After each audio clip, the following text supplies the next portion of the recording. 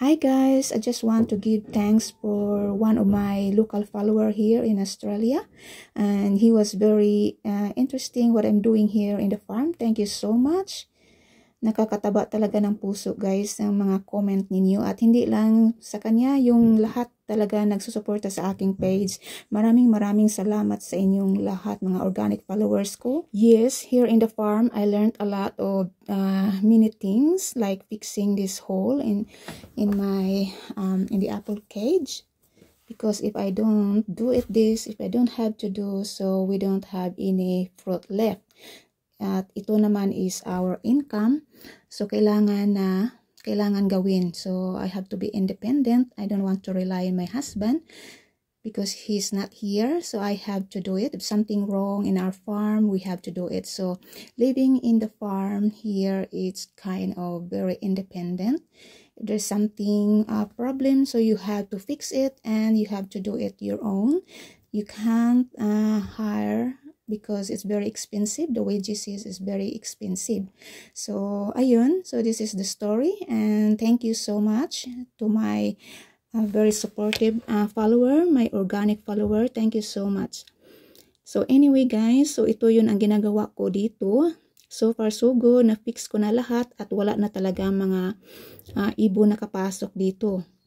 Kaya ang dami talaga nilang nakain na dito mga prutas. Kaya pag hindi ko ito ginagawa, so lahat maubos ito at wala kaming income.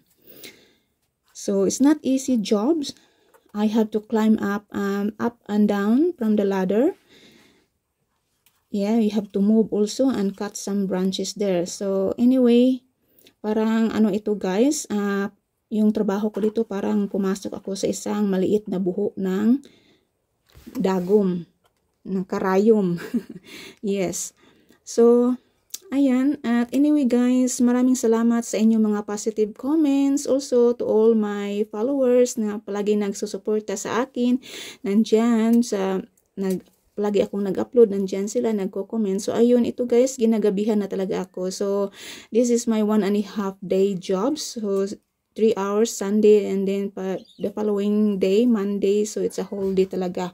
So whole day dito, pagising ko sa umaga, doon pumunta ako agad at pinipix ko lahat yung mga buho, kasi yung mga bird knitting is very cheap talaga ito, nabili ni Mr. at na rusty na talaga, para silang it's a kind of a cloth material na napunit.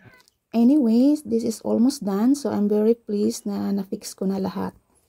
Tools ko, ito yung knitting clip, tsaka ito yung clip nila, oh. Ayan. So ganito ang ano ba yun? So ganito siya, then i-push mo yan, then mag-cross sila, overlap. Ganon sila. Ayan, ganon sila yung ring. Oh. So ito yung ang pang fencing clip ito guys.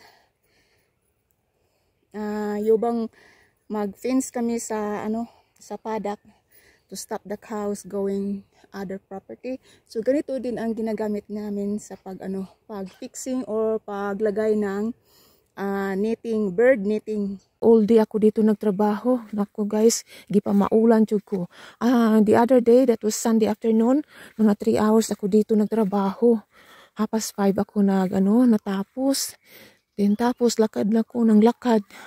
Marami ako nakita dito mga buho. Mayroon pa doon, pero hindi masyado sila dito lang sila dito sila papasok kasi malaki dito, tapos mayroong mga branch na doon sa touching doon sa knitting. So doon sila papasok. Diyan. Pinifix ko yan. So, easy talaga sila makapasok dito kasi mayroong branches na. Then, kinakat ko na yun. Pinaputol ko na yung mga branches. Yung iba dito, mas maraming damage dito sa, sa right side. So, walang ibon nakapasok.